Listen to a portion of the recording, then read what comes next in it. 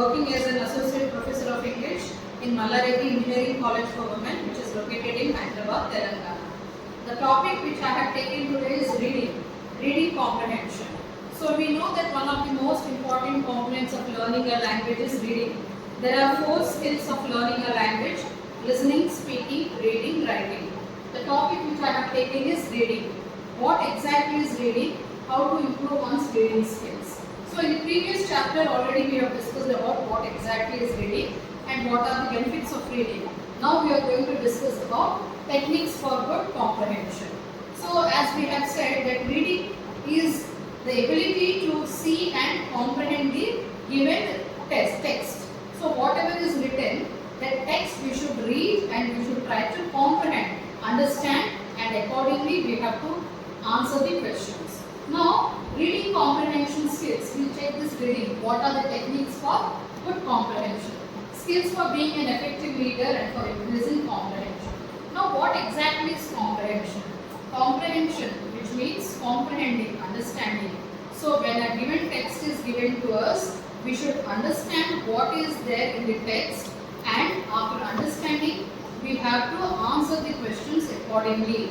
So while understanding, it's very important that we should understand each and every point, each and every line, the vocabulary used, and also not only the outer surface meaning, but also the inner meaning also.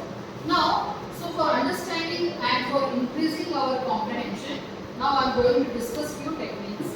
Finding main ideas and supporting details. Now when a passage is given about a particular topic, it can be related to any topic. It can be any genre also. It can be a poem, it can be prose, or it can be a novel or a drama, whatever it may be, a short story. What is the theme? What is the subject? What is the importance of that topic? Why is it written? That should immediately come to our mind. Making inferences and drawing conclusions. We have to make our own inferences, like what is the purpose of writing the text? If the author has written a text, what is the message in it? What does the author wants to say through that particular topic? Okay? And sometimes we have to give our own conclusions also. Like once we read a poem, it's very important for us. Once if we don't understand, we read it again and again. The purpose is we have to understand and we should annotate the text. That means we should know the inner meaning. That is more important. Okay, reading between these spaces, each and every point, the hidden meaning behind it should be understood. Recognizing a text's pattern of organization. How is the text organized? What is there in the introduction? What is there in the body? What is there in the conclusion? Whether the author has used proper cohesion and cohesive devices. Whether there is proper connectivity between the passages. That's very important. Perceiving conceptual relationships. Yes. As I told you, the theme or the plots, the subplot, the characters, whatever is used in the passage, all should go together hand in hand. Okay? The concept, whatever we are doing, it should be concept based. There should be proper relation, and in this connection, the lexical devices, that is the cohesion and cohesive devices, are very important. Testing your knowledge and understanding of the material through application. Suppose a passage is given to you. You have to read, you have to go through the passage, you have to understand each and every point. And once you feel confident that you have understood it, you can start writing the exercises. See, since your childhood, during your school days also, this reading comprehension passages are given in exams and also as class activity and assignment, where the student has to understand the passage and answer some questions related to it. It can be in the form of question answers, it can be in the form of vocabulary, or it can be in the form of making sentences. Whatever it may be, you must understand, and properly you should material through application. Application is your answers. What have you understood it? How you have answered. And sometimes while answering also, you should not copy everything directly from the text, but you should use your own vocabulary and your own knowledge. Okay. So what happens if the comprehension fails? We can use a plan that includes. Sometimes you may not understand what it is, okay? And sometimes your comprehension fails. In such cases, How are you going to comprehend the things? I am using certain plan. Using structural analysis and contextual clues to identify unknown vocabulary words. So sometimes what happens, if the passage is, sometimes the passage may be very complex and complicated. Certain words you may not understand. In such case, you have to refer to a dictionary. You have to see what are the root words, what are the prefixes, suffixes. Okay. As I told you, you should keep a dictionary close by, which will help you to understand. Reading more critically. Ask questions while you read. That's very important. When you are reading something, you should ask yourself. You should frame your own questions like, what is the purpose of this book, of this text? Okay. What is the message of the author? To which period does the work belong to? Okay, who are the main characters? Okay, how is the characterization done? All these things are very important. Rereading the material. Sometimes you have to read the material again and again. Sometimes when you find it complex or complicated, you may feel you want to keep it aside, but not like that.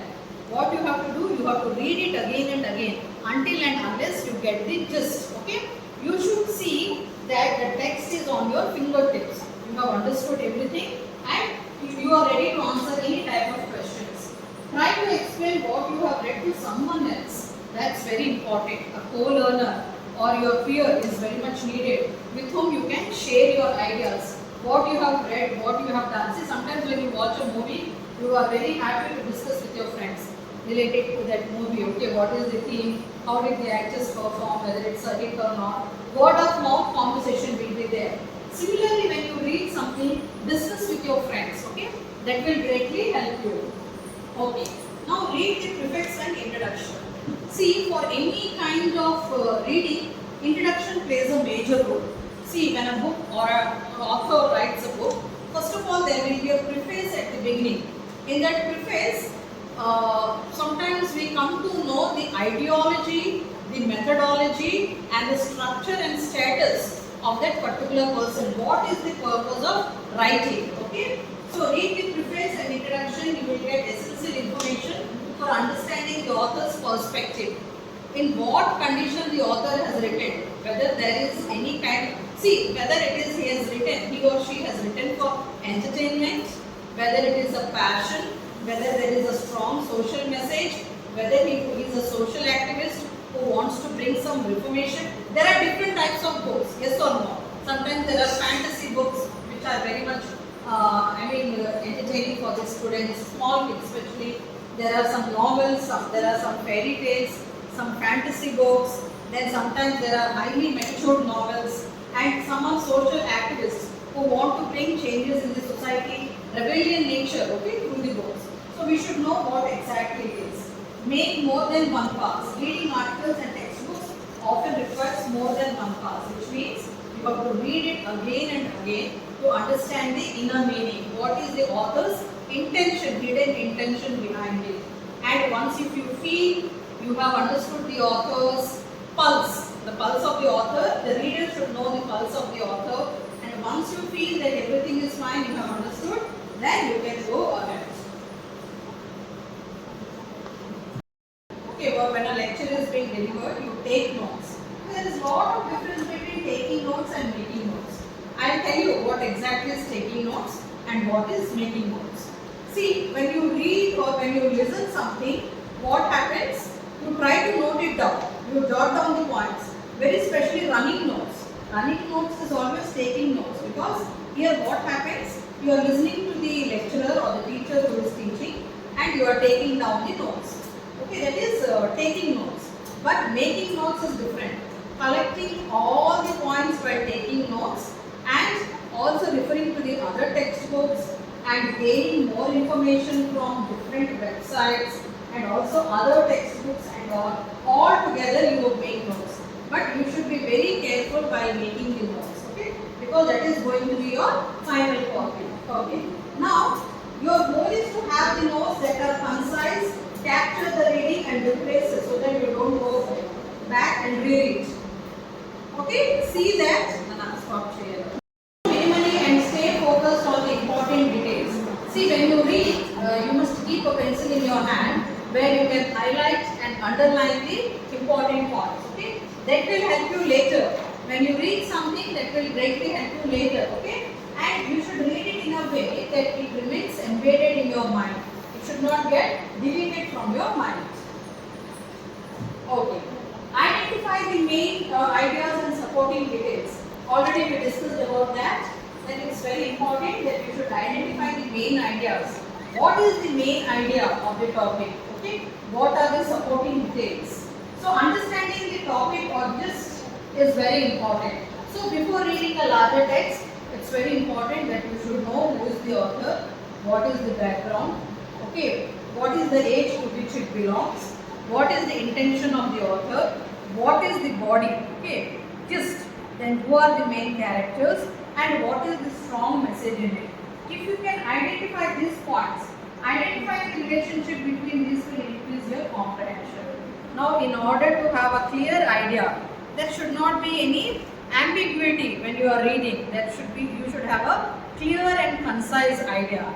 In such cases, your presentation or your reading will be greatly important. Okay, grasping the main idea. A paragraph is a group of sentences. Already we discussed about it, like what exactly is a paragraph, what are the steps, rewriting steps and all. Okay, grasping the main idea, that is the central theme. Every paragraph has a key concept or main idea. You should identify it. Okay, what is the main idea? When the authors write, they have an idea in mind that they are trying to get across. As I told you, when they compose something, when they design something, when they produce something, when they put some innovative ideas in it, there is definitely a very strong message or maybe a strong motive in preparing that paragraph or writing the text. An author organizes each paragraph's main ideas and supporting ideas. See, once you feel that you have all the innovative ideas, you have collected and assimilated all the points, it's very important that you should put them in a proper order. Okay, so it's like a screenplay where you have to keep each and every words, phrases, sentences, passages in proper order. Then only your writing will become successful. Conclusion that reading is one of the most important component of learning a language. Only a good reader can become a good speaker as well as a good writer.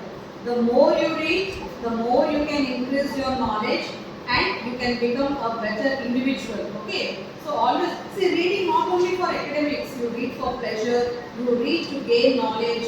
Sometimes you get inspiration by reading, sometimes you will get spiritual satisfaction by reading, sometimes reading makes you a wise man. It enables and increases your vocabulary, and very especially for academics. Okay, if you want to become a scholar, if you want to become a researcher, if you want to grow in life, if you want to become personally as well as professionally successful, if you want to improve your personality, it's very important that one must inculcate the idea, the concept of reading. Okay, and reading is something which is not it should be a short-term goal, but it should be a long-term goal.